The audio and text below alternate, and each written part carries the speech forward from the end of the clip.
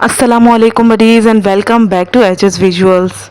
आज की वीडियो हमारे लिए बहुत इंटरेस्टिंग होने वाली है क्योंकि आज की वीडियो में हम सीखेंगे टेक्स्ट की नियॉन फॉर्मेटिंग कैसे करते हैं। सो बिना टाइम वेस्ट किए हम वीडियो को स्टार्ट करते हैं। तो जी यहाँ हमारा सबसे पहला स्टेप आता है बैकग्राउंड इमेज क्रिएट करना। बैकग्राउंड इमेज क्रिएट करने के लिए हम अमूमन क्या करते हैं, गूगल क्रोम पे जाते हैं और बैकग्राउंड इमेज टाइप करते हैं और इस तरह हम यहाँ से कोई भी फ़ोटो लगा के एज अ बैकग्राउंड यूज़ कर लेते हैं। लेकिन इससे सबसे ज़्यादा बेहतर ऑप्शन है कॉपीराइट फ्री इमेज यूज़ करने के लिए फ्री पिक। सो यहाँ मैंने फ्री पिक टाइप किया और हमारे पास फर्स्ट में ही फ्री पिक की ओरिजिनल वेबसाइट आएगी जिसको मैंने क्लिक किया और हमारे पास कुछ इस तरह का इंटरफेस शो होगा। सो यहाँ हमारे पास सर्च बार गिवन है, इसमें हम कुछ भी सिलेक्ट कर सकते हैं, वेक्टर हो, इलस्ट्रेशन हो, फोटो, वीडियोस एक्सेट्रा। सो ये हमें कॉपीराइट फ्री बहुत सारा मटेरियल प्रोवाइड करता है। सो जी यहाँ मैं सर्च करती हूँ स्टूडियो बैकग्राउंड इमेज। सो हमारे पास यहाँ कुछ इस टाइप का बैकग्राउंड शो होगा। सो यहाँ जो फर्स्ट पे हमें इमेज गिवन थी मैंने इसी को सिलेक्ट किया है और यही मैं यूज़ करूँगी एज अ बैकग्राउंड। यहाँ हमारे पास डाउनलोड वाला ऑप्शन अवेलेबल है और यहाँ मैंने सिंपली क्लिक किया और हमारे पास पिक्चर डाउनलोड होकर आ गई है। उसके बाद ये पिक्चर हमारे पास डाउनलोड वाली फाइल्स में अवेलेबल होगी। मैंने सिंपल इसको ड्रैग एंड ड्रॉप किया है इलस्ट्रेटर की विंडो में और अब मैं इसका साइज़ अरेंज कर लूँगी हमारे आर्टबोर्ड के हिसाब से।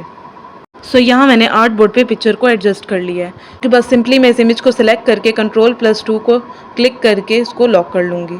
उसके बाद हम आते हैं टाइप टूल पे। या मैंने टाइप टूल सिलेक्ट किया और आर्ट बोर्ड पे जस्ट क्लिक किया और यहाँ मैंने टाइप किया है HS।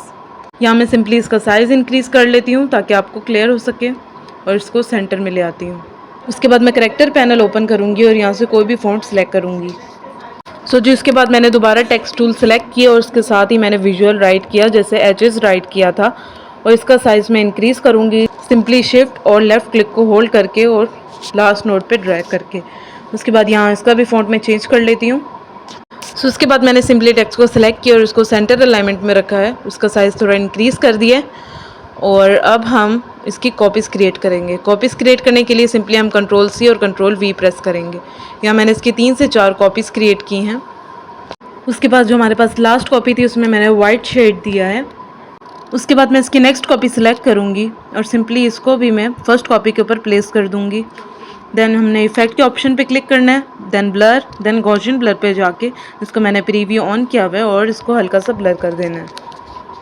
इसकी इंटेंसिटी मैंने थोड़ी कम रखी थी ताकि ये थोड़ा कम ब्लर हो। सो जी हमारे पास यहाँ इसका ब्लरी इफेक्ट भी रेडी है। उसके बाद मैंने इसकी सेकेंड कॉपी को इसी तरह क्लिक किया और इसमें भी यही शेड दिया है पिंक और साथ ही मैंने ब्लर के ऑप्शन पे क्लिक किया और इसका रेडियस भी मैंने कम रखा है।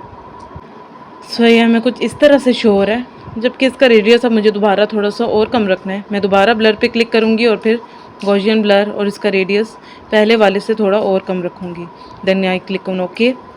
उसके बाद मैं इसकी सेकंड कॉपी को उठा के भी सेंटर में रखूँगी। उससे पहले जो हमारे पास के नीचे वाइट कॉपी थी उसको मैं साइड पे कर लेती हूँ। उसके बाद ये जो सेकंड ब्लर कॉपी थी इसको मैं सेंटर में प्लेस करती हूँ। नेक्स्ट हमने इसकी थर्ड कॉपी को भी पिंक शेड दिया और इसको भी हमने सिंपल इफेक्ट पे जाके ब्लर के ऑप्शन पे देन गॉसियन ब्लर और उसके बाद मैंने इसका रेडियस भी कम कर लिया। इसका रेडियस मैंने बहुत ज़्यादा कम किया ताकि ये सही ब्लरी इफेक्ट शो करे। उसके बाद मैं इस कॉपी को उठा के ऊपर रखूँगी और इसकी सिंपली वाइट कॉपी को भी अरेंज पे जाके ब्रिंग टू फ्रंट करूँगी और इसको भी सेंटर में प्लेस कर दूँगी। और ये एक्स्ट्रा कॉपी मैंने डिलीट कर दी है। तो ये देखें हमारा फर्स्ट नियॉन फॉन्ट रेडी है। उसके बाद मैंने विजुअल को सिलेक्ट किया और इसके अंदर मैंने ब्लू शेड दे दिया। अब इसकी भी हम इसी तरह कॉपीज़ क्रिएट करेंगे Ctrl+C और Ctrl+V प्रेस करके। कॉपीज़ क्रिएट करने के बाद मैं इन सब कॉपीज़ में भी 1 बाय 1 ब्लरी इफेक्ट दूँगी। एक बात आपने हमेशा याद रखनी है कि जो सबसे फर्स्ट पे हमने रखना है अपना फॉन्ट उसका ब्लरनेस सबसे ज़्यादा करनी है, वो सबसे ज़्यादा ब्लर होना चाहिए। उसके बाद उससे ज़्यादा कम ब्लर, उससे कम और फिर उससे कम। इसी तरह यहाँ मैंने अरेंज किए इन सबको और जो सबसे कम थी मैंने सबसे पहले रखी, उसके बाद दूसरी, उसके बाद दूसरी और उससे ऊपर दूसरी। यहाँ मैंने रख ली और वाइट पे मैं जाके ब्रिंग टू फ्रंट करूँगी और देखें यहाँ हमारा नियॉन टेक्स्ट रेडी है। उसके बाद इसको मज़ीद सेट करने के लिए मैं एक रेक्टेंगल ड्रॉ करूँगी और उसमें भी मैं पिंक शेड दूँगी और उसको मैंने ऊपर वाले फॉन्ट के ही हिसाब से सेट किया है हाफ़ पेज पे। और हाफ़ पेज पे मैं ब्लू फॉन्ट सेलेक्ट करूँगी, इसकी ओपेसिटी मैं कम कर दूँगी और इनको भी सेम वैसे ही ब्लरी इफेक्ट दूँगी जैसे हमने टेक्स्ट को दिया था और ये हमारा रेडी है। सो देखें। सो जी ये थी हमारी आज की वीडियो। سو اگر آپ نے بھی کسی آبجیکٹ یا کسی ٹیکسٹ کو نیون سٹائل دینا ہے یا پھر لائٹننگ ایفیکٹ دینا ہے تو آپ یہ میتھڈ ٹرائی کر سکتے ہیں۔ ویڈیو اچھی لگی ہو تو لائک، کمنٹ اور سبسکرائب کرنا مت بھولیے گا۔ تھینکس فار واچنگ اینڈ اللہ حافظ۔